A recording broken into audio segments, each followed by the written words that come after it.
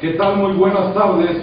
Bienvenida a la 9ª edición de ¿Y usted qué piensa? ¿Qué tal, Arturo? Buenas tardes. ¿Qué tal de semana? Bueno, ya llegamos a la novena. Ya, estamos en el novenario. Ya vamos bien. Gabriel, bienvenido. Gracias, Pepe y Arturo. Buenas tardes y buenas tardes al auditorio. Le recordamos que el teléfono en el estudio es el 967-109-0572 y que también nos puede escuchar a través de www.recoletos.com.mx. Bienvenidos. Gracias.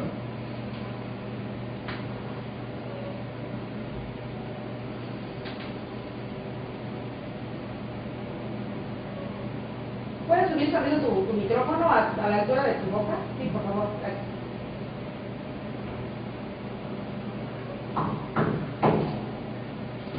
Pues iniciamos con esta edición de ¿Usted qué piensa? Y uno de los principales problemas, esperanzas, es el magisterio, Gabriel. Sí, por supuesto, Pepe y Arturo. Creo que para comenzar el programa del día de hoy vamos a hablar del tema magisterial, porque nos parece que es un asunto que impacta no solamente a nivel local, sino también a nivel estatal y nacional.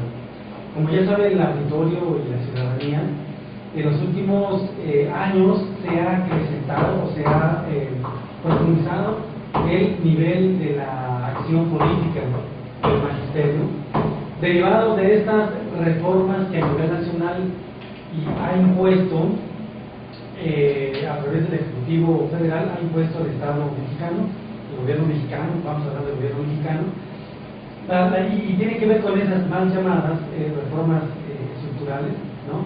Pero que al final, en el tema del caso magisterial, se le ha mal llamado reforma educativa, que como muchos sabemos, de educativa no tiene absolutamente nada, sino más bien es una reforma que pretende desarticular al Sindicato Nacional de Trabajadores de la Educación, pretende además terminar con todas las conquistas sociales que ha alcanzado y que ha conseguido el magisterio a lo largo de una serie de luchas a nivel nacional, y que tiene como objetivo entonces preparar las condiciones para convertir la educación en una mercancía. Derivado de todo ello es que se ha desatado este movimiento magisterial a nivel nacional, en mi opinión, en un principio más calculado por el gobierno federal, porque ellos ubican algunos centros muy focalizados en el país como representativos de la acción política magisterial, y en este caso concreto hablamos de algunos estados del sur. En este caso pues ha sido Chiapas, Guerrero, Oaxaca, un poco Michoacán, un poco el Estado de México, pero que ahora con este tipo de reformas y con las llamadas a la aplicación de la evaluación docente, pues se ha visto muy claramente cómo, al parecer, este tipo de medidas no está buscando ni mejorar la calidad y nivel de la educación pública, y mucho menos mejorar la calidad de vida del magisterio, de los trabajadores de la educación, sino más bien por el contrario, ¿no? Entonces, ante ello es interesante ver cómo, según datos que nosotros tenemos, en este momento no solamente hay 4 estados movilizados en el país, sino que hay presencia de muchos grupos de profesores del nivel básico, del CENTE y de la CENTE, sobre todo, en 29 estados del país. Eso nos plantea un problema grande, eso nos plantea un problema mayúsculo que está impactando a la mayor parte de los trabajadores de la educación, aunque la dirigencia nacional del CENTE pues diga lo contrario. Ahora bien, el problema tratara de minimizarlo el gobierno, como que le dice a la ciudadanía, este solo es un problema de evaluación, de la evaluación de los docentes para ver si tienen o no el conocimiento básico necesario para poder brindar la educación a los niños, a los estudiantes de México. ¿Es válido evaluar a los maestros, Arturo? Sí, desde luego. Yo quisiera hacer un pequeño paréntesis en un marco que me compete porque soy abogado. El académico está frente a mí y el analista social está a la izquierda. A la izquierda. Entonces, la cuestión es muy importante. Es un tema realmente muy discutido, muy polémico, y empieza como inició Goodman, pero la verdad la raíz es más profunda. En 1917, la reforma de la Constitución establece los principios de igualdad, de servicio educativo, más bien la necesidad de una educación que pusiera al país fuera de los índices que lo tenían en desequilibrio frente a otras sociedades.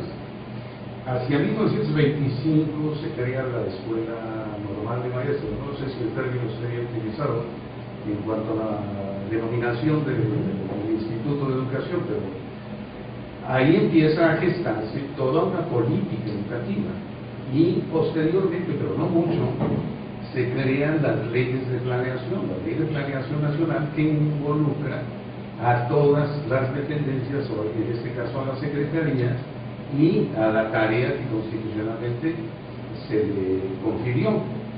Y desde ahí empiezan las evaluaciones y empieza realmente a tener presencia la Secretaría de Educación Pública, ya como secretaría, en una nueva época, la post-revolucionaria, que se va extendiendo a todos los lugares de la República.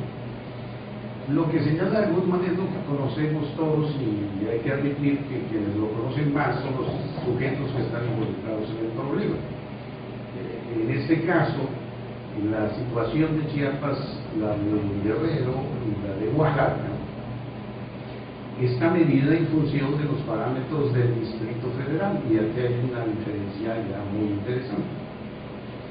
La diferencial es que el Distrito Federal obviamente concentra muchos recursos, la atención inmediata de las autoridades y una crítica al desempeño de la función educativa pues más inmediata, más informada, más cuestionante al Estado, en cuanto deja de cubrir los espacios de calidad que se han buscado, que además estos espacios de calidad, hay que decirlo también, son de competencia que no se inventa con esta reforma.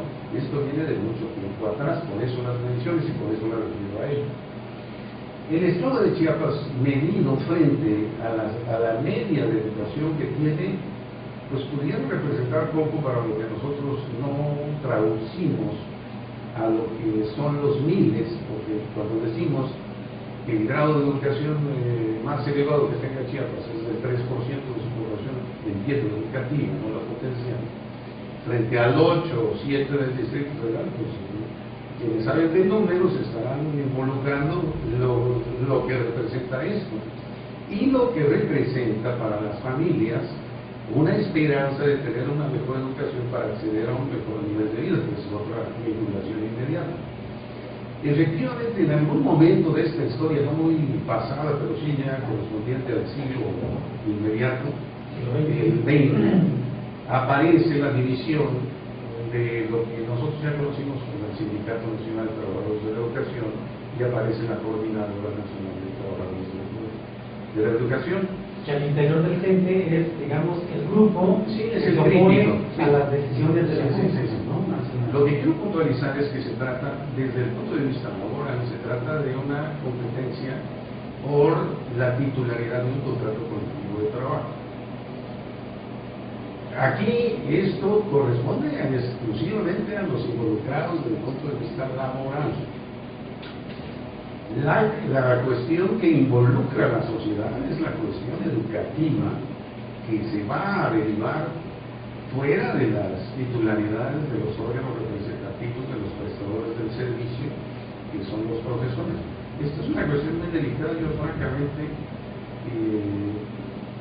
no la podría ni siquiera tocar, porque habría que estar en medio para saber hasta dónde las cuestiones del servicio no son condicionantes de aquellas que son características de las reivindicaciones de tipo salarial y las políticas gremiales de representatividad, que siempre han estado en la lisa, por decir algo, de las cuestiones educativas.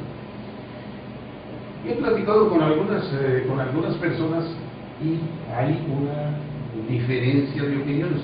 Yo no la trataría porque realmente no podría traducir, porque no estás en el medio, que no ven mal las reformas que se plantearon, porque ya además son constitucionales, es decir, obedecen ya a un proceso institucional, que lo raro es que no se haga, bueno, se plantearon foros, supongo, que no tuvieron éxito, que no tuvieron amenias, etcétera, etcétera, Porque eran hechos de Por eso, abuso, etc. bueno, por eso, todas las cuestiones que involucran el que prevalezca una opinión sobre otras. Claro. Bueno, y las cuestiones que están en el fondo que si uno las ve, hay incentivos que verdaderamente son muy atractivos, ¿no? En la cuestión que está planteando el gobierno en turno.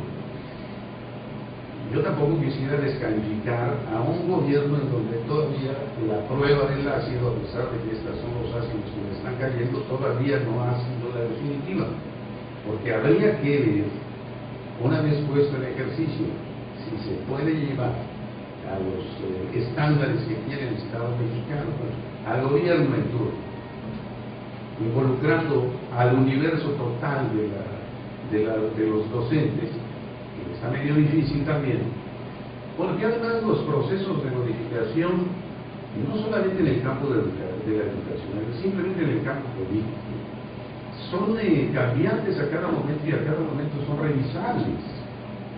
Hay gente que está pensando, concluyendo este sexenio, va a reformar lo que ya está en camino. Hay gente que dice, bueno, pues espérate, hay que probarlo. Y finalmente hay expresiones que sí implicarían que los sujetos en cuestión no involucraran tanto a la sociedad, que es la que realmente, al final de cuentas, sufre algo que no lo provoca a ella. Es decir, el conjunto de... Se vuelve la pagana, pero lo que me llama mucho la atención, uno de los tantos 20 que no me caen, en el país, aún con las asimetrías que tú dices que hay lugares comparables con el primer mundo y lugares con el África subsahariana, pero que no lo digo yo, lo dicen los vamos a la evaluación.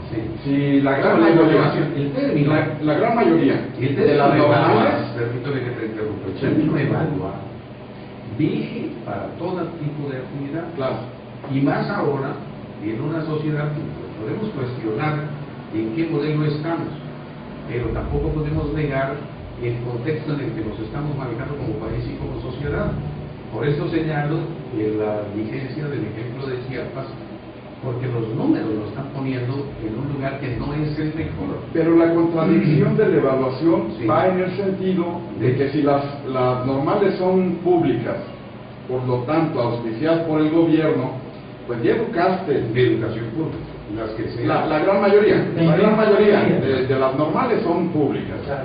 Si tú ya preparaste al maestro, ¿para qué vas a evaluar? Ahora, Es una vez, permíteme. aquí hay que empezar a evaluar más arriba, ¿no?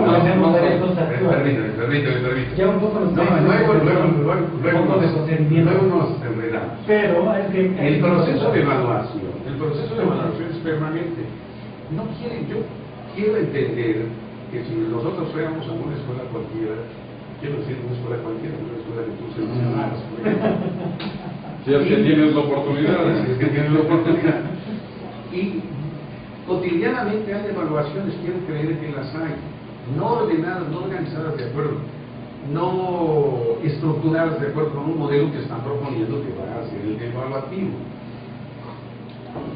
Se realiza porque obviamente por eso cito los datos históricos, la aparición de la ley de planeación y sus modalidades tomadas a través de toda la historia que ha transcurrido, que no es poca. A ver. Pero permíteme, la cuestión evaluativa, Regresamos con nuestro creo segmento, yo que no se puede evadir. Creo que es un elemento que está inserto más allá de las siglas. Tú como abogado, más si allá de quieres estar actualizado, te evalúas, así, te capacitas constantemente y tienes tus beneficios. Si decides no hacerlo, si decido te no quedas hacerlo, obsoleto. sí, Aquí es por ley. hace unos días platicábamos informalmente en algún lugar, muy agradable por cierto, igual que en esta cabina, muy agradable, platicábamos de alguna experiencia que hay a nivel de la profesionalización de los abogados. Antes de ser notario soy abogado. Yo tengo que evaluarme a dos velocidades o en dos medios. No lo puedo puedo evadir porque ya son también condicionantes de tratados internacionales. Es decir, para que haya movilidad entre el Servicio Profesional de México con el de Estados Unidos y Canadá, deben haber promedios de desempeño profesional. Bueno, como la amenaza del corte. Pues prometemos en el próximo hablar nosotros. Todo el segmento se nos fue. Le recordamos que estamos en ¿Y usted qué piensa? El teléfono en el estudio 967-109-0572. Estamos de regreso en un par de... Bueno, pues ya de regreso. ¿Y usted qué piensa? Le recordamos el teléfono en el estudio 967-109-0572 y que estamos transmitiendo en www.recoletos.com.mx y a través de la 98.10 de la radio. Ahora sí, le empezamos contigo, Gabriel. Gracias. ¿Por qué la mala imagen del magisterio? Bueno. Porque tenía razón Arturo en comentar en una de su breve opinión de que la sociedad está pagana de todo esto, ¿no? La manifestación magisterial pareciera que afecta por sobre de todas las cosas a la sociedad. Sí. Bueno, pues Arturo, gracias por el espacio. Bueno, sí, me parece que lo que Arturo ya ampliamente dominaba tiene muchos elementos positivos. Y me parece que habría que agregar lo siguiente. Primero, creo que todos los servidores públicos debemos ser evaluados. Todos. Yo creo que es un principio para mantener la calidad y la eficiencia de nuestros servicios. Y hay que empezar por el presidente de este país, ¿no? Me parece que no se trata de que, como decías tú, Pepe, hace unos días, que hay que verle el rabo a las mulas de mi compadre, pero a las mías no, ¿verdad? Entonces, si se va a evaluar al docente y a todos los servidores públicos, tenemos que empezar con el principal representante de este país, que es el presidente de México, que me parece que no estudió geografía, ni historia, ni otros temas, porque pues confunde capitales, estados, lugares, fechas, nombres, etcétera, ¿no? Pero bueno, me parece que si así fuera, si la intención de la reforma laboral, educativa, tuviese como propósito mejorar la calidad de la educación, entonces tendría que replantearse primero el Programa Nacional de Educación, los planes nacionales de educación. Segundo, se tendría que tomar a la educación como una política de Estado y administrarle e invertirle los recursos necesarios para generar una educación de calidad, desde la infraestructura que necesitan las escuelas, los salarios a los profesores, el cumplimiento del trabajo y la responsabilidad de los profesores, que debe ser fundamental, pero también con una inversión que ponga a nuestro país en el nivel de los avances tecnológicos. Y me parece, y eso es lo que muchos hemos cuestionado, que esta reforma más llamada educativa, que más bien es laboral, solo persigue romper, pulverizar al sindicato, terminar con la disidencia magisterial que hay en su interior, fundamentalmente a través de la Coordinadora Nacional de Trabajadores de la Educación, terminar con las prestaciones sociales de los trabajadores, de condenarlos a esta nueva reforma laboral nacional que tiene que ver con esta idea del contrato por 3 meses, sin ninguna prestación social, y hacer retroceder la educación pública para darle paso a la entrada de la inversión privada. Eso, en mi opinión, me parece que es totalmente el sentido profundo de la reforma. Y en ese sentido creo que se va a seguir cuestionando. Pero creo que toda la gente podría compartir contigo esto, el deber ser, que no lo es, sí, claro, lo que debería de ser. Pero la sociedad, ¿qué culpa tiene? Desde luego. Porque es la pagana. La sociedad no tiene ninguna culpa, ni de enfrentarse a problemas de la libertad de tránsito, así como tampoco tiene la culpa para pagar el precio de un país que vemos que cada día se desmorona porque las élites que la dirigen pues se están privilegiando y haciendo ricos con los recursos que tenemos, ¿no? Entonces me parece que la sociedad tiene un papel, como hemos insistido, muy importante que desempeñar en los asuntos públicos, y no solamente con lo que tiene que ver con la educación, sino con lo que tiene que ver con la salud, con lo que tiene que ver con las decisiones del municipio, del estado, del país, etc.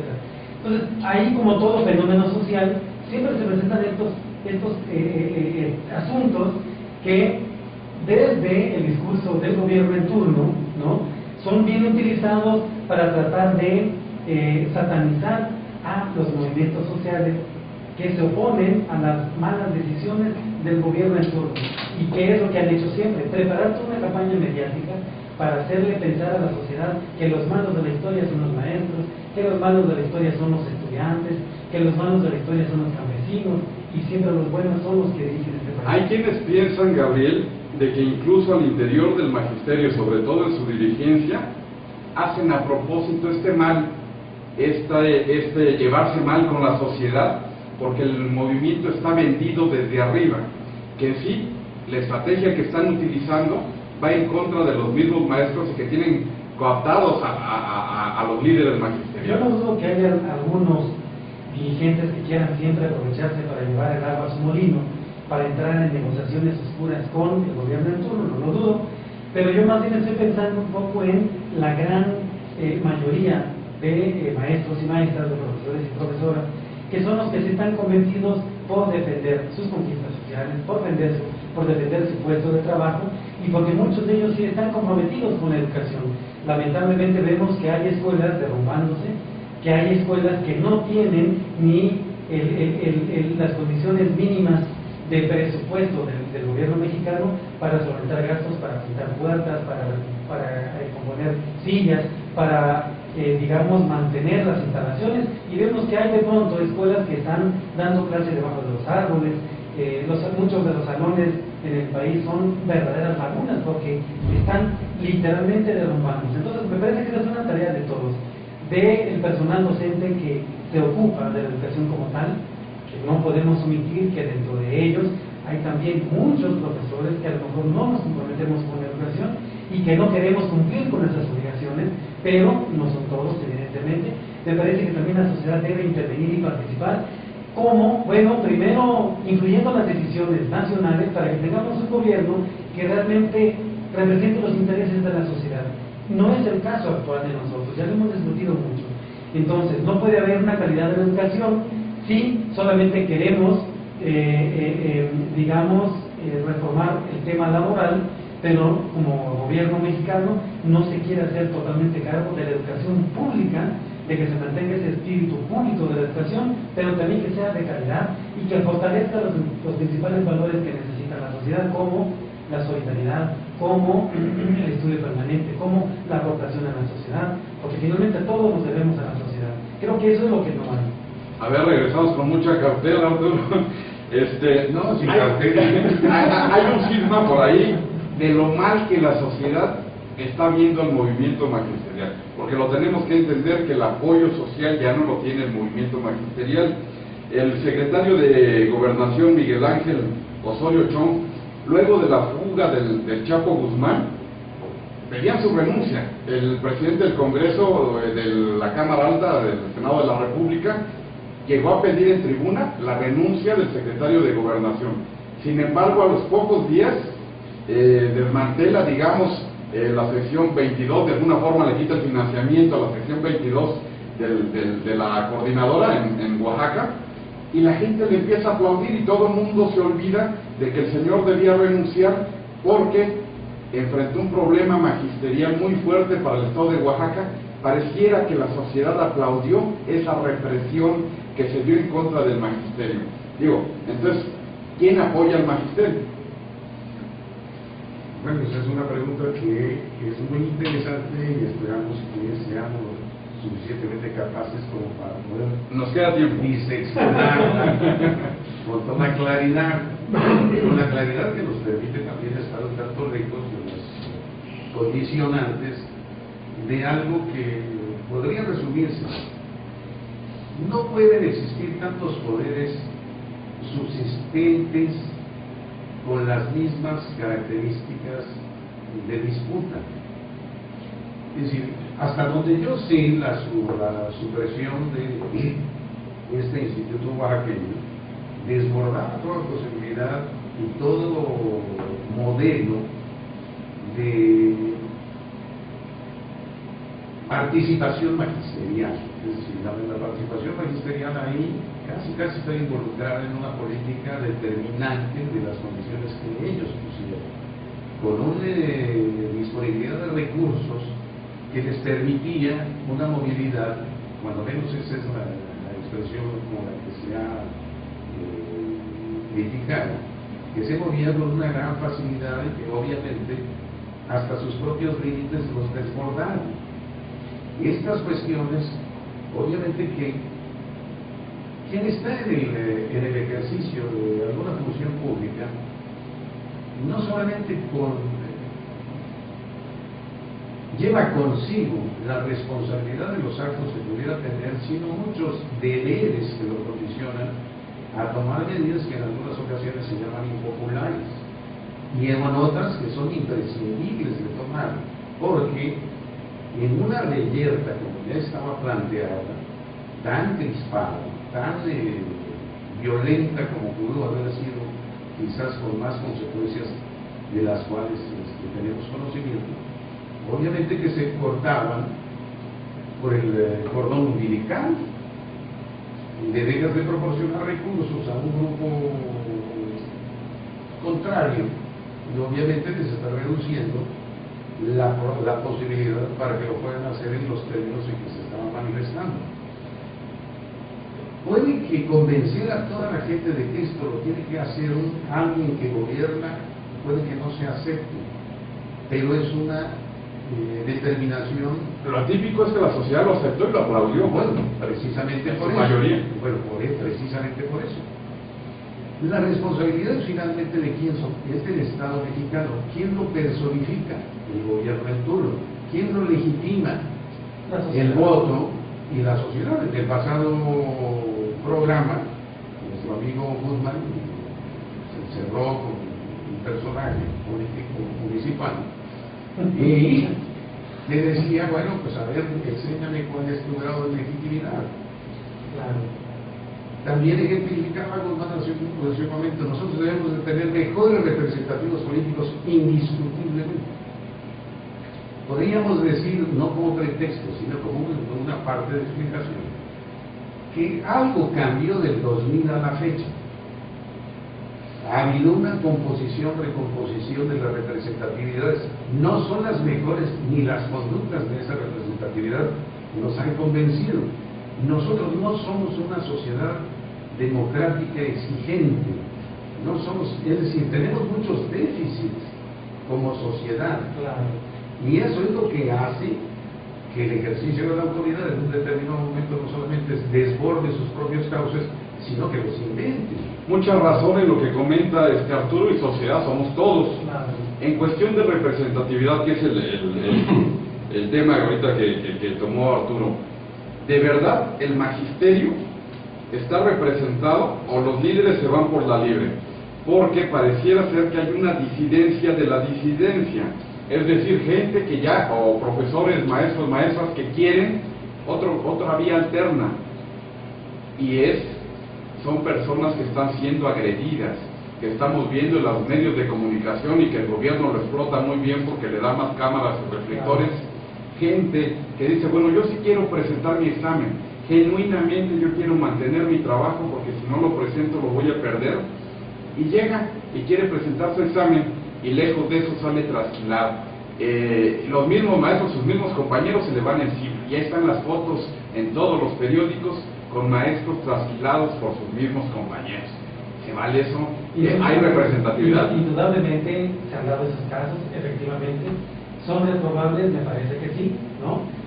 Pero también no dudo que del lado del gobierno mexicano haya actitudes mucho más reprobables y que no se discuten mucho porque no son tan visibles como una imagen de un profesor o de un ciudadano que es trasquilado, como le llaman tú, ¿no? Entonces, en ese sentido, me parece que no podemos negar que hayan contradicciones y tensiones al interior del movimiento magisterial. Por supuesto que los hay. Tampoco podemos negar que haya algunos, no sé cuántos, no puedo decir números, profesoras que digan, pues está bien eso de andar luchando por los intereses de todos, está muy bien eso de andar en las movilizaciones donde se sufre hambre, sed, cansancio, etcétera, pero pues también voy a pensar en mi interés individual y mejor yo me voy a ir a presentar mi examen para mantener mi empleo. Me parece que es una decisión individual, es válido, pero discutible. Me parece que trasquilar a alguien es rotundamente discutible y reprobable. Lo que sí me queda claro es que no se trata de que el gobierno, ahora el gobierno mexicano, quiere reformar una ley para quitarle, como ellos dicen, ciertos privilegios al magisterio que los tienen, pero para que ahora quien decida y determine todo y quien pueda ir poniendo los espacios estratégicos a sus incondicionales sea el gobierno mexicano, porque quieren claramente poner la educación pública al servicio de la mercantilización del capital, es decir, una educación privada. Eso es lo reprobable. Bueno, pues regresamos para cerrar el próximo segmento de este tema. Le recordamos que estamos en ¿Y usted qué piensa? De regreso a ¿Y usted qué piensa? Pues Arturo, no te tocó el uso de la palabra el segmento anterior, muy brevemente, ¿verdad? Empezamos contigo. ¿El maestro gana bien o es muy mal pagado? Mira, voy a decir... Maestro, obviamente. Te voy a decir lo que yo he observado. No he visto ninguna nómina, yo supongo que nadie está contento con lo que obtiene, que ve más allá, por eso se interesa en participar en competencias. Eso debe ser un incentivo, de otra manera no pudiera ser aceptado como tal. Y hasta yo creo que por eso mismo se habla de una profesionalización de nuevo en el magisterio. Yo siento dos cosas. La clase media en América Latina se ha visto reducida. La clase media. Quienes no se han visto tan reducidos no quiere decir que no padezcan de la pérdida del poder adquisitivo salarial. Los que lo han obtenido relativamente, y te señalaría tres sectores: el de electricistas, el de trabajadores petroleros y el magisterio. En el magisterio he visto algunas muestras, no puedo generalizar, que ha obtenido, como tú sabes, yo dirigía en algún tiempo, estuve participando en las escuelas normales en San Cristóbal, y he visto egresados muy bien situados, con una gran iniciativa, con una muy buena inteligencia y determinación para invertir sus recursos y las posibilidades que se les abrió de crédito en todo este tramo que estaría hablando de 20, 30 años. Comparado con un trabajador individual en las profesiones liberales, definitivamente el magisterio está arriba en prestaciones y en posibilidades que el trabajador libre. Es un diferencial que de ninguna manera es despreciable, tampoco va a ser definitivamente satisfactorio, porque van a entrar, supongo, dentro de estas competencias a conseguir mejores condiciones de trabajo. Esta sería una apreciación, si tú quieres, no tan determinante ni tan contundente, porque te estoy manejando prácticamente datos que pudieran ser anecdóticos. Pero si tú lees las escalas de lo que ha sido la degradación o la pérdida de presencia de la clase media, te lo vas a encontrar ahí. Y eso es un gran indicativo. ¿Qué se plantea en esta reforma vista con optimismo? Que puede seguir creciendo en sus posibilidades de bienestar, remunerado, etc., si cumplen ambas partes. Bueno, la parte tripartita, sociedad, gobierno en turno y el sindicato o sindicatos o el gremio de profesores, como se quiera manejar. Yo quiero cerrar esta intervención para ya no interrumpirles. No te miramos feo. Con una cuestión que a mí me llama la atención, que no es de ninguna manera determinante, pero que a mí me agradó encontrar. El Instituto de Evaluación, no sé si así se denomina, la maneja una maestra o una doctora, Silvia Smeikes. No sé qué tanto aprecio tenga en el magisterio esta señora, pero Pablo Lacatín, el creador del Centro de Estudios Educativos, que yo conocí en mi tiempo, que era sumamente crítico al sistema educativo, pero crítico desde el punto de vista eminentemente profesional. Si a alguien puede situarlo en la derecha, en la izquierda, arriba, abajo, no puede. Su trabajo ha sido específicamente educativo. Cuando encuentras a esas personas y lees un poquito la estructura que se ha modificado, que se utilizó para crear el ámbito de trabajo de de esta organización autónoma, a mí sí me refleja un optimismo por las gentes que están participando, por la seriedad que pudieran darle. Naturalmente que esto depende de los elementos políticos que están en disputa, y eso es lo que puede hacer avanzar una reforma, retroceder, reexaminar con lo que pueda suceder en el próximo sexenio. Bueno, pues la mayor parte de la ciudadanía podemos observar muchas veces parejas de matrimonios de maestros que no se ve que vivan mal. Sin embargo, en nuestro país se sale oficialmente de la pobreza al momento que empieza a ganar más de 5 salarios mínimos. Esa es, digamos, la línea de la pobreza oficial. Estamos hablando de 10,000 pesos, poco más, poco menos. Cuando un maestro, cuando una maestra recién sale de la normal y se va a la comunidad que generalmente le envían, gana menos que eso. Tenemos entonces que decir que los maestros inician pobres. Digo, si esperas tener educandos ricos, pues no los puedes educar con maestros pobres. ¿Tú piensas que, como mucha gente opina, el maestro gana bien? A mí me parece que hay un número importante de maestros y maestras en el magisterio que evidentemente ganan bien, derivados de todo este sistema que se desarrolló al interior, que se ha conocido como carreras magisteriales. Si un maestro tiene el nivel A, tiene un salario. Si un maestro, a través de su procedimiento interno de evaluación, que siempre se han estado realizando evaluaciones al interior, acredita la evaluación, se ubica en el nivel B, C, D, E, etc., ¿no? Y a la medida en que incrementa el nivel, gana mucho mejor. Por supuesto, hay profesores, fundamentalmente los del nivel de secundarias generales, secundarias técnicas, que son los mejor remunerados del sistema educativo. Pero hay maestros, profesores, profesoras de educación primaria, que su salario es pues bastante pobre en relación con esos salarios de los que hablamos.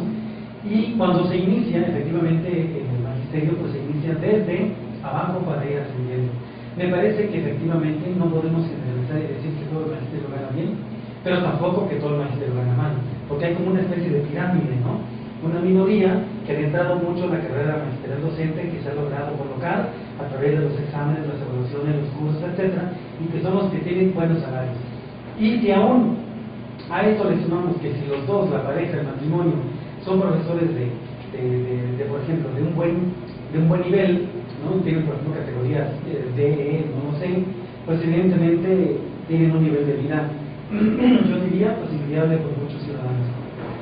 Pero esto no se relaciona, o no se compara, dicho sea de paso, en relación con el salario que tienen los diputados, senadores, magistrados, el presidente, el gobernador, etcétera, ¿no?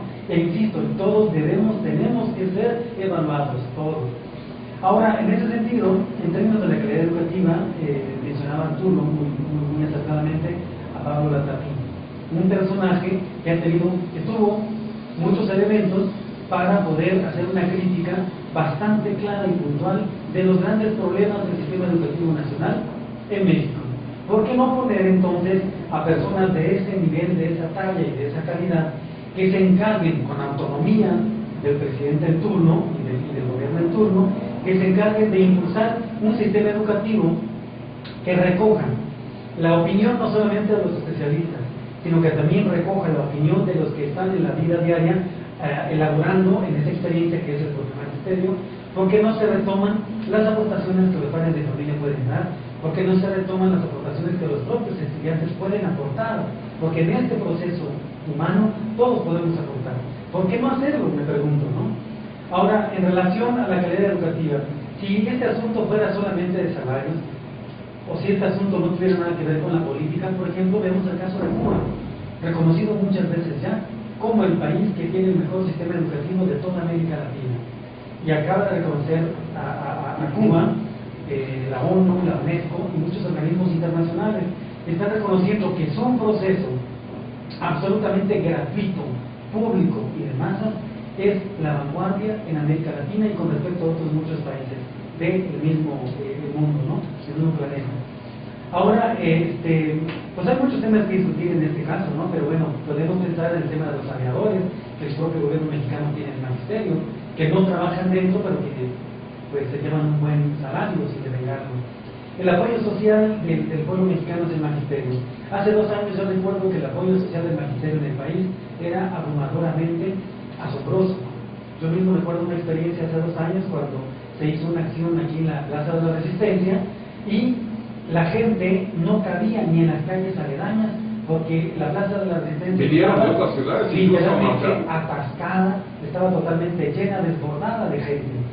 Hoy ha caído el apoyo, me parece que sí. ¿Cuánto? ¿Hasta dónde? No puedo en este momento medirlo, pero sí me parece que a nivel interno el magisterio también tiene sus contradicciones, sus tensiones y seguramente pueden haber algunos aspectos ahí de falta de transparencia entre algunos dirigentes con respecto a su amplia base social. Y eso sí me queda claro, ¿no? Bueno, pues ya quedará a criterio del público, del radio escucha, si un maestro gana bien o mal. Ahí se puede enfocar desde muchos puntos de vista.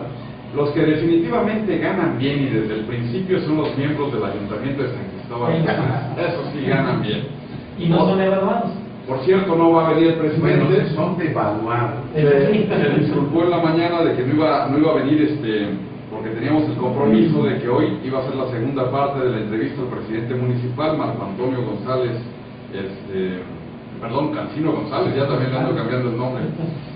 Pero se da el caso de que nos dice hoy en la mañana en un desayuno con el grupo de periodistas de San Cristóbal, el GPS, de que encontró 180 aviadores en la nómina municipal.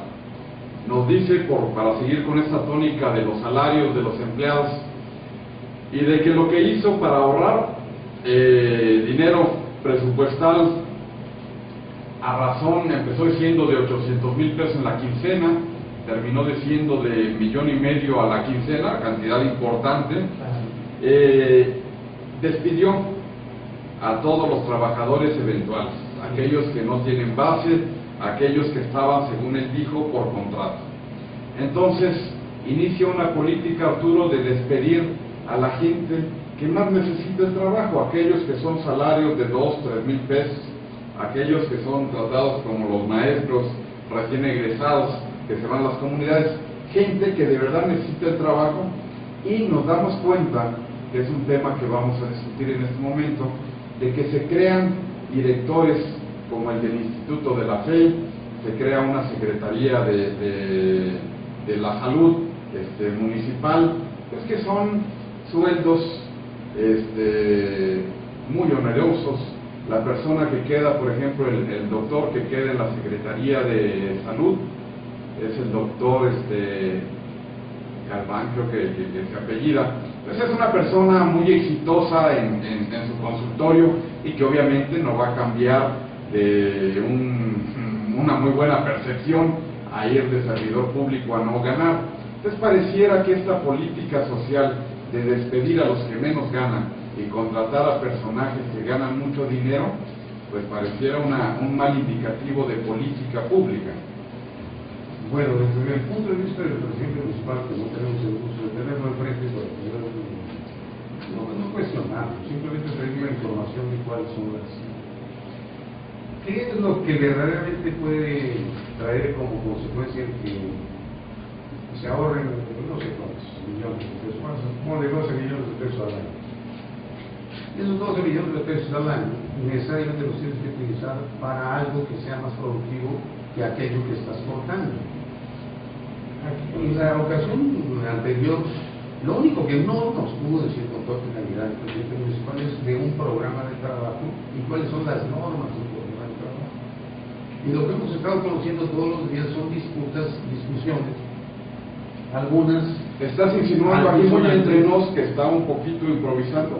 Bastante, diría yo, porque debería de empezar por una política de información, debería de ser una política un poquito más seria, porque estamos hablando de una ciudad que mueve más de 400,000 habitantes en toda la región y que todos los días está aquí y que está necesitando de acciones pequeñas, grandes, como del tamaño que tú quieras, pero también hay que priorizarlas. A mí me da la impresión de que, bueno, ya lo sembraron ahí, bueno, ya está en el lugar, y ahora sal como tú puedes. Eso es lo que ya no debe privar en un medio así como el nuestro. que no admita gente que no desquite el sueldo que está cortando, debería estar traspolado a una actividad que va a multiplicar aquello que que el corrido no puede hacer por falta de capacidad, por lo que tú quieras.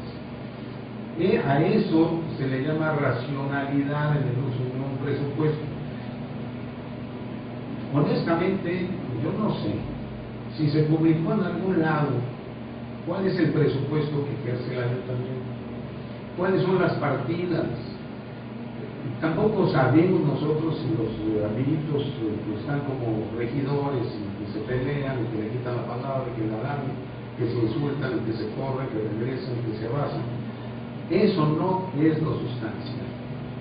No estamos viendo tampoco la seriedad de los partidos políticos que se atrevieron a decir este va a ser mi representante en la comuna, y no decirles corresponsablemente que tienen tareas que cubrir, y que son estas precisamente que nos llevan a nosotros quizás hasta una crítica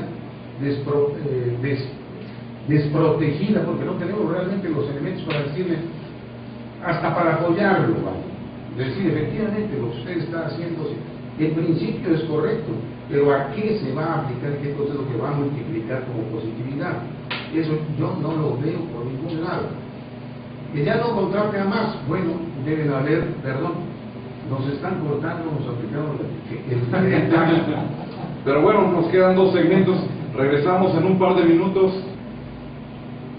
De regreso a ¿Y usted qué piensa? Le recordamos el teléfono en el estudio 967-109-0572 y que puede escucharnos a través de www.recoletos.com.mx.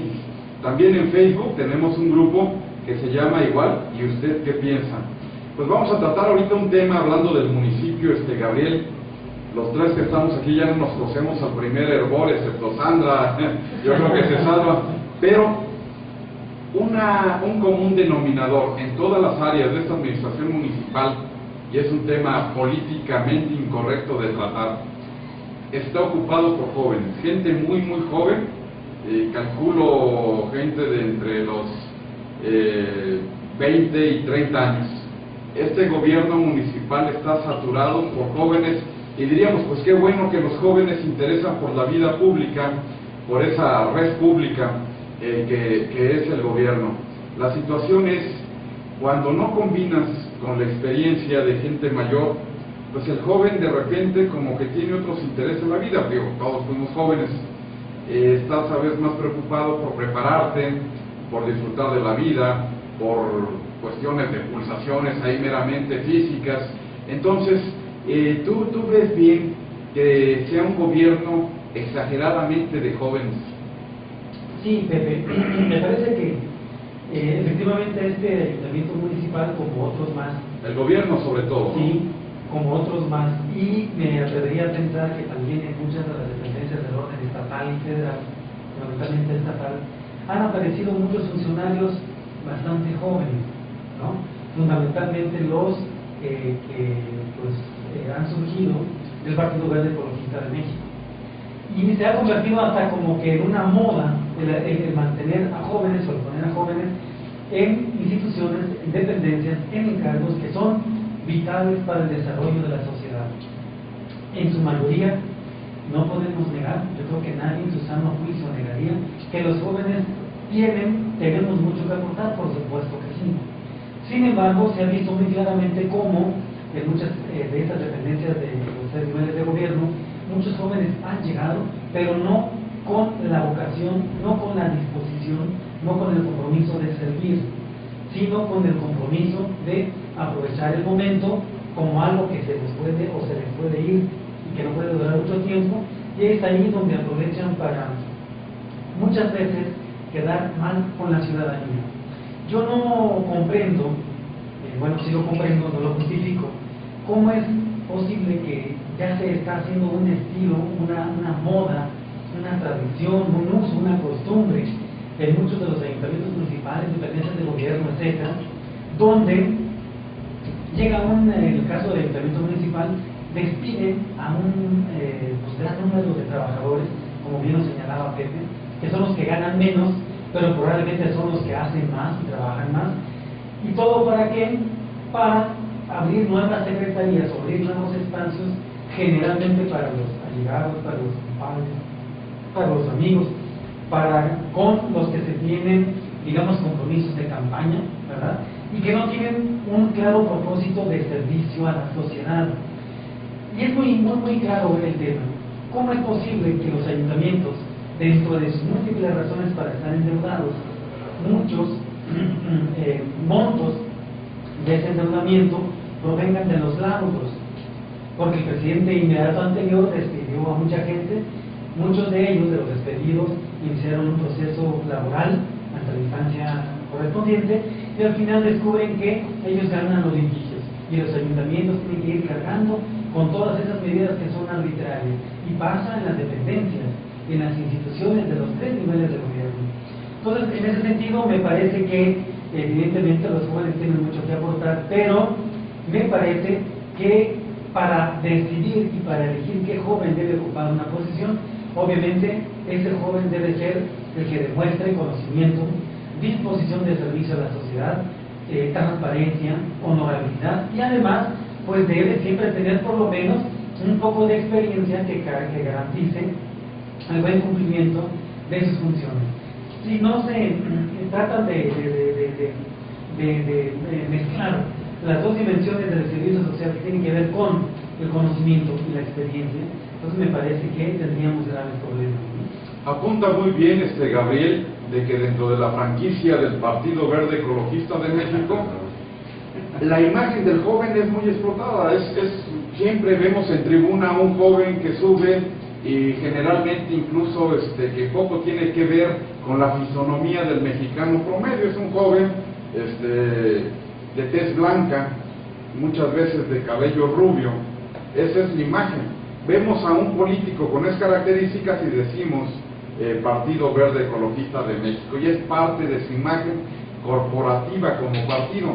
Pero en tu opinión, Arturo, oficialmente se es joven hasta los 30 años. Nosotros ya vamos más cercanos para más jóvenes. y hasta tripletear. Pero el joven está llamado al servicio público, o más bien se requeriría, como dicen, o como se usaba en los pueblos antiguos, que se utilizaba la gente mayor para que fueran los consejeros. Mira, esto acabas de tocar un punto que es interesantísimo. Esto tiene que ver con la famosa empleomanía que viene de José María Luis Mora de hace varios siglos, que decía que en México, estamos hablando más o menos de 1800 y tantos, la única instancia que tenía oferta de empleo para cierto grupo de población era precisamente el servicio público. Ahora se vendían los empleados. Había todos los defectos y había solamente una fuente de empleo que era esa, y que además era la más socorrida para todos aquellos que tenían alguna carrera. Ahí lo señaló como problema nacional y sigue siendo objeto de estudio nacional. Cuando señalas la existencia de este tipo de describes la contextura militante, en una época nosotros entendíamos que el PRI había perdido la posibilidad de representar a los jóvenes, y que los jóvenes que estaban representándonos a nosotros eran precisamente los priistas.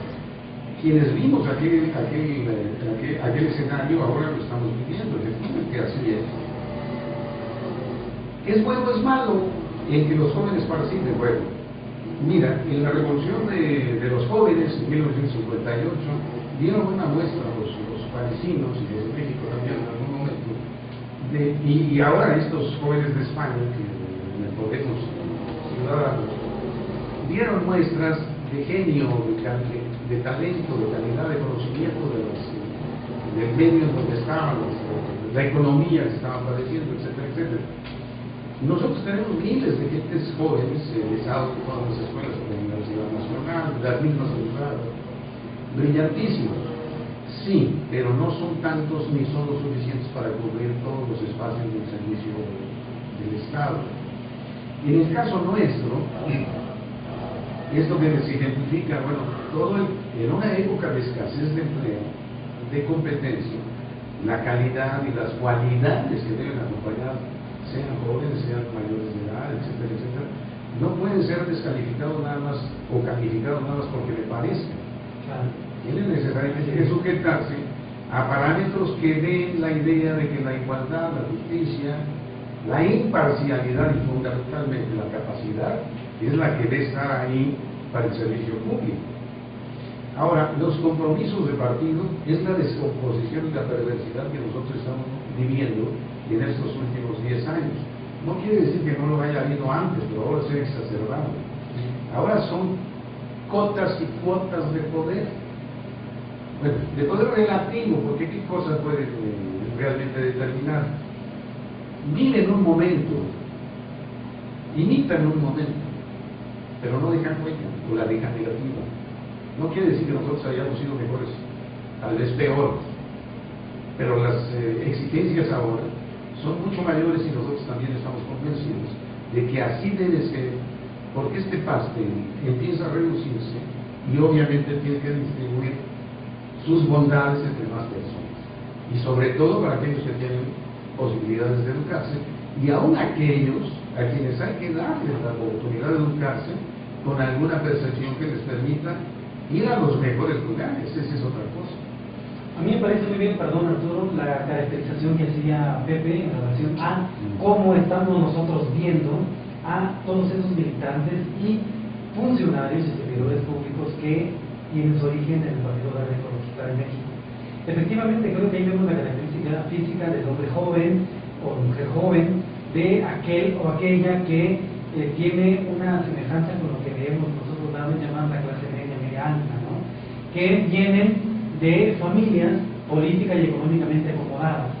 Entonces, en ese sentido, no es complicado ver que uno de los problemas que han provocado este fenómeno es que los partidos políticos sean considerados ya propiedad y patrimonio de ciertas familias.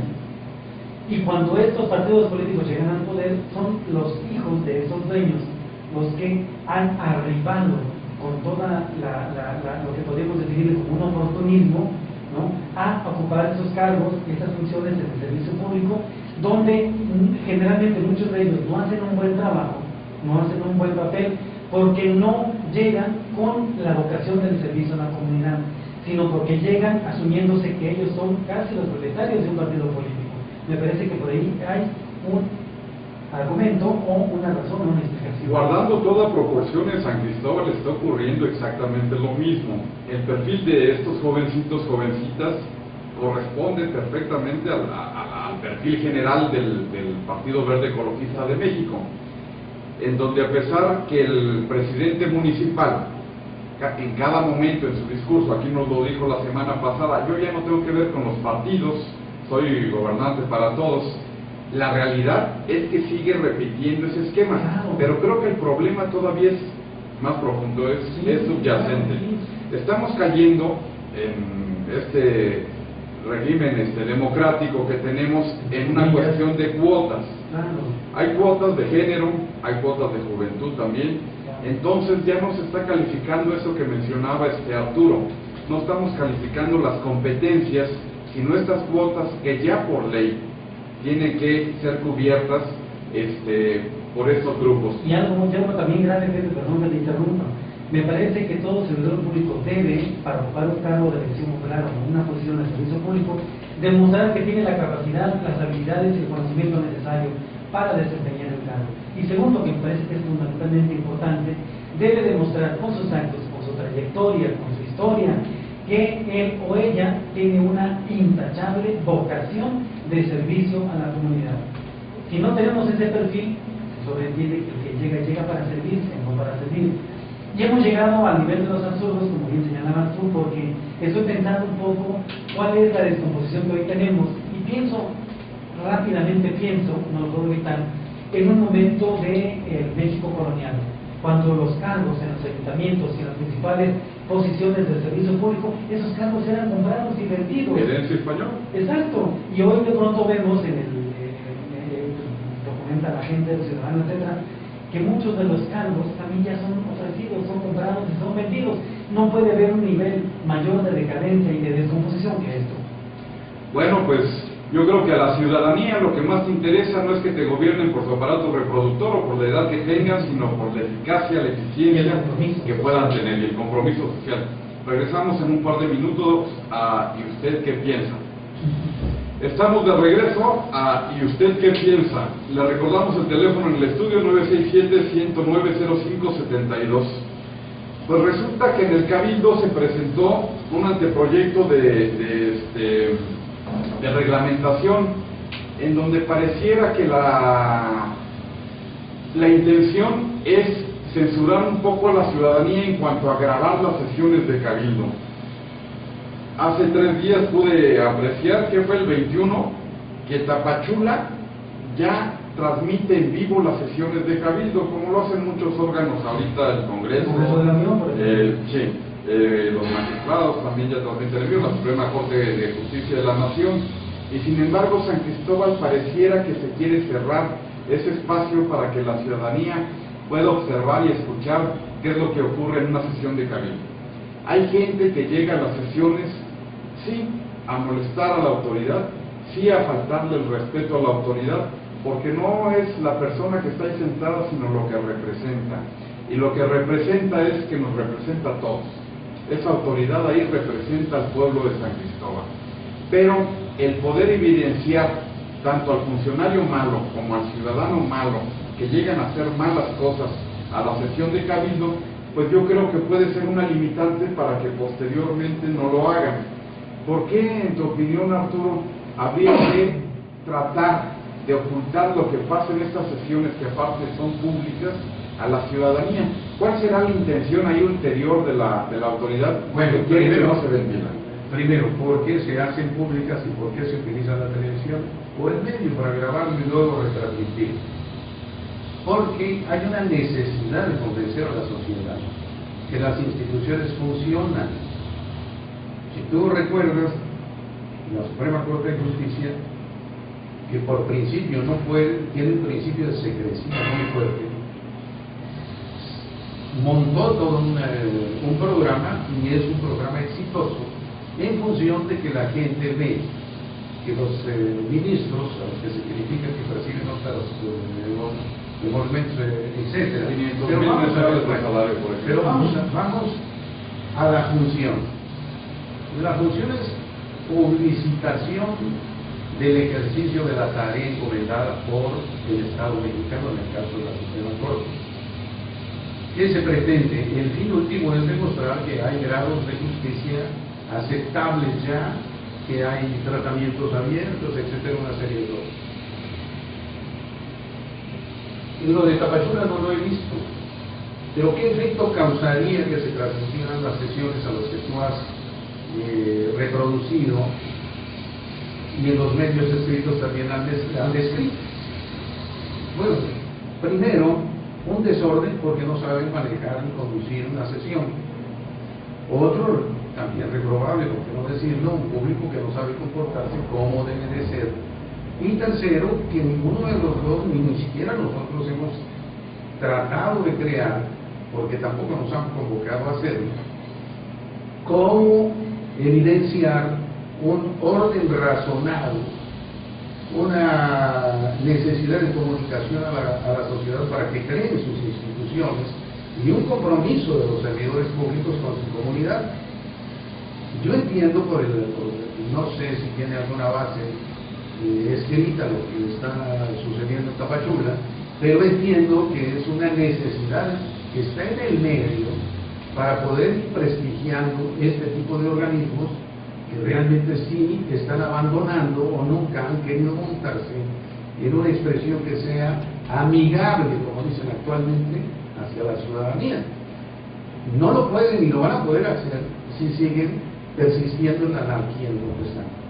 Ahora, yo creo que todos coincidimos que la transparencia sirve a todos, incluyendo a las autoridades. Claro. Pero entonces estamos en el peor de los escenarios, porque esta autoridad en particular quiere cerrar esto que sirve a la sociedad y a ellos mismos. Sí, desde luego. Yo creo que todos tenemos claro que la transparencia debe ser un principio y un procedimiento necesario, obligado, para construir una mejor sociedad. Cualquier tipo de autoridad que una sociedad tenga se debe a su sociedad. vive de su sociedad, debe trabajar para su sociedad. En el caso de nuestros representantes populares, en los tres diferentes niveles de gobierno, están obligados ellos a actuar con toda la transparencia, la claridad y la ética, ¿no?, para poder decirle al ciudadano: estamos tomando estas decisiones, estamos obrando de este modo, estamos discutiendo este tema, porque todas las decisiones que nosotros tomamos repercuten en tu vida diaria de ciudadano y ciudadana. Y por el contrario, el ciudadano también, o la ciudadana también, tiene todo el derecho y la obligación de garantizar que la transparencia llegue a todos los niveles, ¿verdad?, de la sociedad. Es, insisto, como hablar de la evaluación. Todos los servidores públicos debemos ser evaluados para desempeñar una mejor función para nuestra sociedad. Si un gobernante, si un representante popular, que no es más que un empleado de la ciudadanía, no promueve, no trabaja para garantizar estos procesos con transparencia, claridad y ética, es porque seguramente está tomando decisiones que atentan contra la sociedad y que benefician a él o a ella o a su grupo de interés. Por ello es que no permiten que esto se abra al conocimiento y a la discusión pública. Entonces, eso es innegable, me parece. Fíjense que escribiendo por ahí, pues ya la columna ya casi se abandonó periodísticamente, porque por las redes sociales tienes que escribir muy poquito y muy conciso. Pero había cabeceado que el presidente no tiene quien le escriba, haciendo referencia a que no tiene un asesor. Obviamente en ese desfile de jovencitos y jovencitas muy difícilmente va a tener un asesor. El asesor es aquel que conoce el camino, que ya lo recorrió varias veces, que sabe qué hacer en una de las diferentes variables que se presentan en ese camino. Estamos hablando de una persona mayor. Y que tenga, insisto, vocación de servicio a la comunidad. Sí, pero aunque tenga la maña, aunque sea el viejo político que sabe cómo salir de los problemas, necesita eso, porque va de rebote en rebote y ya se volvió un circo. Ahorita sería excelente negocio que en la entrada del cabildo se vendieran refrescos y palomitas. Y es un espectáculo bastante absurdo, donde todo el mundo se porta mal, incluyendo parte de la ciudadanía, incluyendo a la autoridad. Entonces ya caímos en algo burdo. Esto no se lo merece San Cristóbal definitivamente. Entonces, ¿dónde se va a encontrar ese asesor? Porque aparte el presidente municipal pareciera no darse cuenta de los errores que está cometiendo. Hoy por la mañana nos comentó una serie como de 10 más que pues, periodísticamente adelante, ¿no? Nos va a dar mucho de qué hablar, pero que la ciudad te perjudica. ¿Qué hacer? ¿Qué consejo se le puede dar a un presidente? ¿Dónde encontrar un asesor? Porque los que vemos aparte son unos grandes lobos. Se van a querer comer al presidente, que parece ser bien intencionado, aunque le hace falta un poquito de idea para gobernar. ¿Qué hacer en este caso, Arturo? ¿A dónde recurrir? Lo que la naturaleza no nos da,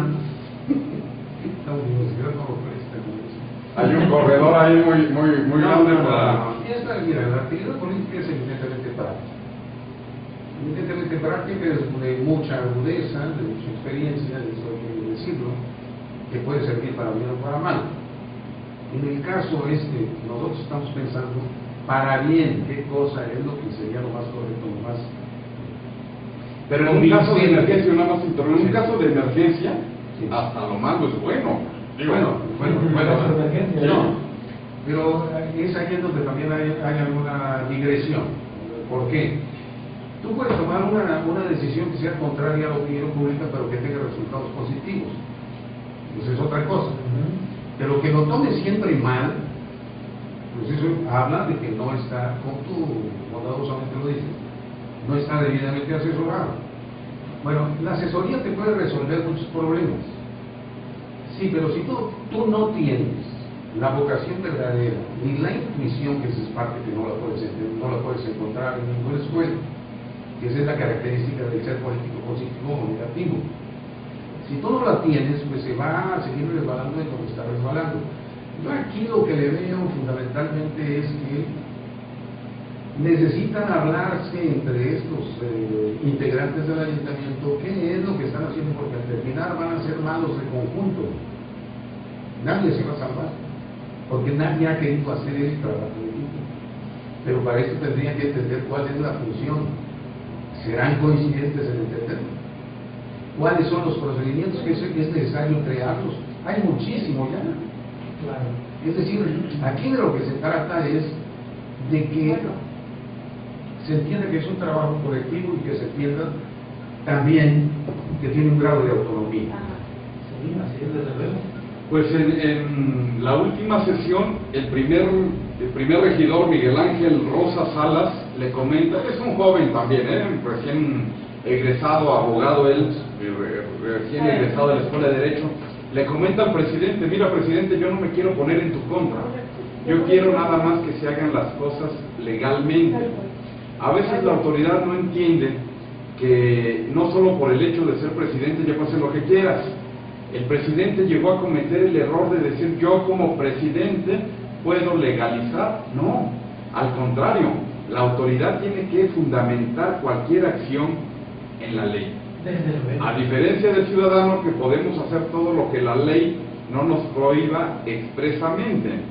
El funcionario, la autoridad tiene que fundamentar cualquiera de sus acciones en la ley, porque si no se vuelve ilegal. Desde luego, insistimos cuando vino en la ocasión pasada, en el programa pasado, cuando asistió a este programa, a José Castillo, presidente municipal, le planteamos nosotros, ustedes recuerdan, que la autoridad es la primera obligada y encargada de cumplir la ley y también de hacer cumplir la ley. ¿Qué pasa cuando la misma autoridad es la que viola los principios constitucionales y los derechos de los ciudadanos? Pues que al rato tenemos a los ciudadanos diciendo, si la autoridad no lo cumple, pues yo menos, ¿verdad? Y se va generando este ambiente caótico, este ambiente anárquico que efectivamente todos tenemos que evitar, ¿no? Entonces, en ese sentido, me parece que pues yo reconocería esta posición del regidor, ¿no? Miguel Ángel, porque en efecto, toda autoridad debe someterse en principio y por principio a lo que establece la ley y la Constitución. Claro, el presidente municipal podría hacer de pronto enviar iniciativas, presentar propuestas para generar reformas o lo que sea, pero Arturo sabe muy bien esto, todo tiene un procedimiento. Claro. No se trata de decir, como dijo un monarca hace varios siglos, en Europa el Estado soy yo y se aguanta. No se trata de eso. El presidente municipal no es el dueño, ni el soberano, ni el rey, ni el virrey de un municipio. pues nos comenta el ingeniero César Paniagua, coincidiendo mucho con lo que comentaba Arturo, que los líderes nacen, no se hacen, y Marco Antonio Cancino le falta ser líder. Para cerrar el programa, porque ya estamos a punto de irnos al final del programa, la semana pasada causó bastante ámpula la entrevista que se le hizo al presidente municipal, Que aplaudo la iniciativa. aclarando que no es un programa noticioso, entonces la entrevista tendría que ser dentro de este ambiente de análisis político. Pero sí, claro, me gustaría mucho conocer la opinión que les dejó la entrevista de la semana pasada, Arturo, al presidente municipal. Mira, yo no quisiera ser drástico, pero escribí algo que tú me hiciste el favor de subir al espacio paralelo. Y la verdad de las cosas que yo encontré un gran vacío en todas las respuestas sobre un sustento jurídico indispensable. Y si hubieran dos o tres cosas y más que evidencian la improvisación o el poco respeto a las instituciones. Si nosotros terminamos diciendo que porque así ha sido siempre, estamos mal, porque lo que ha sido siempre es lo que nos está provocando lo malo que estamos viviendo. Alguien lo tiene que empezar a corregir con el costo que sea. Si tú examinas en el recorrido de la visita que amablemente nos hizo aquí a Limpio, que fue prolijo en sus exposiciones, cuando trata el problema de la MIPE, que puede ser muy discutible, etcétera, termina diciendo que no ha consultado a nadie. No puede ser. Es decir, es una medida que adelanta alguna cuestión que está muy mal, que viole la Constitución Política de Chiapas para que nos venga a decir que nunca la han respetado. Bueno, cuando la empieza a respetar, entonces ya no hay ningún espacio de referencia. Señala algunas otras cosas más que ni siquiera las quiero mencionar. Bueno, el abrir a discusión una cuestión histórica, la lectura del artículo 130 de la Constitución Política de México, en donde habla de que hay libertad religiosa con antecedentes históricos determinados. y al final de ese artículo señale cuáles son los espacios que corresponden a la federación, los estados y los municipios. Otra cosa que es sumamente delicada, hay muchos antecedentes que pudiéramos discutirlos en otra ocasión, aunque son muy pesados, porque se han tratado a niveles realmente muy difíciles de traducir fácilmente. Pero lo que te quiero decir es que ese orden legal jurídico no existe en la mente de quien está tomando las decisiones, que es el que primero lo debe tener, y sin que se le olvide, porque cada caso que dé necesariamente va a reflejarse en un marco jurídico que cualquiera lo puede impugnar. Es decir, yo voy a imponer a los miembros de mi municipio estas y estas y estas otras. Sí, ya lo autorizaron, no lo han autorizado. Este marco legal, constitucional, reglamentario, es precisamente lo que genera mucha desconfianza y es probablemente lo que tenga que calificarse en la primera sesión transmitida por televisión, por cualquier medio de imagen, para que la gente empiece a entender, y viendo el escenario, cómo está el comportamiento y los niveles de los integrantes de sus dirigentes, legítima o ilegítimamente constituidos. A mí me parece que la discusión que se generó en el programa pasado es y fue muy importante, necesaria, diría yo, para el conocimiento de la ciudadanía, y me parece que esa discusión que nosotros mantuvimos en la ocasión pasada debería de reproducirse en muchos espacios de nuestra sociedad, porque el ciudadano tiene el derecho y la obligación de discutir con su autoridad para definir juntos el rumbo de su municipio, para definir juntos el rumbo que toma su presente y su futuro. Me parece de entrada positivo. Sin embargo, también coincido un poco con lo que se ha repetido aquí, Arturo señalaba, que la sensación que me queda es que tenemos un ayuntamiento municipal y un presidente municipal. Estoy hablando del presidente municipal con su figura, con su rol, no como persona, que hay que señalarlo, no como persona merece mi respeto. Me parece que hay un ayuntamiento y una presidencia municipal que no tiene rumbo claro, no tiene rumbo definido, no hay un proyecto económico, político, social, cultural claro para el desarrollo de nuestra sociedad, de nuestra ciudadanía san cristobalense. Me parece que hay un gobierno municipal que está caminando en función de las ocurrencias, de las improvisaciones. Me parece que tenemos un ayuntamiento municipal y un presidente municipal que está demostrando que no le importa mucho lo que establece la ley, o lo que establecen las leyes en general, ¿no? Me parece que tenemos un presidente municipal que está demostrando hasta un grado de intolerancia, porque no se está abriendo, y lo estamos viendo concretamente en las sesiones de Cabildo, a la discrepancia, a la discusión, a los señalamientos fundados, que así deben ser, que puedan tener los representantes de oposición o el ciudadano, la ciudadana, el elector. Me parece en ese sentido entonces preocupante, y sobre todo cuando él se ha definido, y nosotros le preguntábamos en la sesión pasada, que pues cómo se consideraba él como presidente municipal, y él reafirmó aquí: me considero un presidente municipal como un buen administrador, o un presidente municipal administrador. Y yo le señalaba que me preocupaba porque hacía falta la otra dimensión, el estadista, el líder político, no que ordena y manda, sino que llama para construir consensos, para integrar toda la sociedad que en ese momento está pulverizada, para demostrarle con los actos al otro casi 90% del electorado que no votó por él y su partido, que se puede construir un buen gobierno, que se puede construir un buen presente y un buen futuro para la ciudadanía, ¿no? Todo eso me preocupó y me dejó preocupado. Sin embargo, yo quisiera concluir este segmento diciendo que, en mi opinión, los san cristobalenses, los ciudadanos y las ciudadanas de San Cristóbal, son personas y seres humanos muy inteligentes, capaces, con mucho conocimiento, son trabajadores, son entusiastas, son positivos, tienen toda la capacidad y la van a demostrar en esta administración para que ellos mismos, con su participación social, con su participación en la comunidad de San Cristóbal, pues vayan moldeando y vayamos dándole rumbo al municipio, al rumbo que nosotros necesitamos, al rumbo que nosotros queremos, y al rumbo que nosotros nos merecemos. Es decir, construir un mejor San Cristóbal para todos, no para una persona y menos para un solo grupo. Pues otra de las características que tiene la ciudadanía de San Cristóbal es que es politizada. Le he llegado a llamar la capital politizada de Chiapas. Es gente que le gusta mucho la política, en términos de proporción, obviamente, ¿no? Le prometemos al auditorio que la próxima semana, no sé cómo ven ustedes, abordemos, les voy a pasar el documento que tiene el presidente municipal que se llama Ciudad Próspera. Claro. En el transcurso de la semana estudiamos un poquito el documento para que diga que no todo es negativo. Vamos a checar qué encontramos, nos vamos a zambullir en ese documento y lo platicamos la próxima semana. ¿Qué les parece? Nos parece muy bien. Y hay que reconocer lo que hay que reconocer.